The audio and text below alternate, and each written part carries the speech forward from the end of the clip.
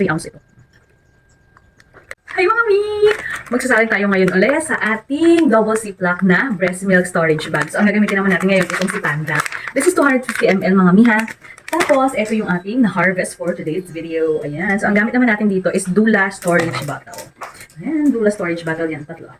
Okay, so ang kagandahan dito, ayan, may silicone disc yan mga mommy pores na pwede nyo palitan ng chupon kapag magda-direct feeding na kayo. So ayan, salin natin siya ngayon. Ito ng bag. Okay. So, gugupitin natin ito dito sa taas. Yan, yung part na yan, gugupitin lamang natin yan para bumukas yung ating storage bag. So, ayun siya. Double ziplock yan mga mommy course, tapos mag-expand yung ilalim. Yan. Okay, so ayun siya. Haluin muna natin itong ating mga nakuha sa ref na napump na milk. Para yung mga fats niya ay humalo pa rin doon sa milk kasi minsan yung iba dyan ay nakadikit doon sa mismong bottle.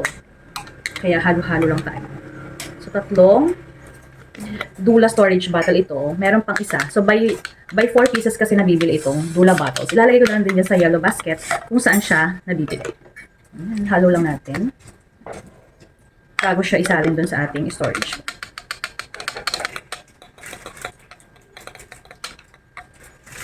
So, by the way mga mami, Angel Mommy, yung brand nitong ating storage bag. Maganda to mami kasi kahit good for 6 months, matibay itong ating storage bag. Sorry.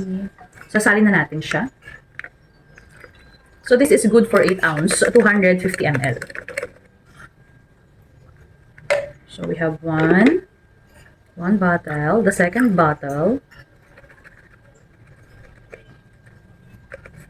and our last bottle. So, itong last bottle lang medyo marami. Almost 3 ounce ito. Diba? Make sure lang natin na masalin lahat. And then, so para hindi makontaminate itong ating breast milk, bago natin ilagay sa freezer, kailangan natin tanggalan ng air bubbles. So, ganito yung technique ko para pagtanggal ng air bubbles. Isisil ko muna yung ibang parts niya.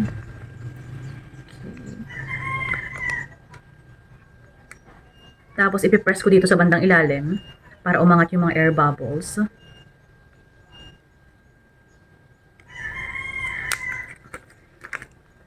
Okay. So, ayan na siya mga mommy cores. So, eto na ang ating, yan. Wala siyang bubbles siya. So, kung gusto nyo rin po ng ganitong breast milk bag, ilalagay ko na lang dyan sa yellow basket kung saan mabibili. Thank you for watching!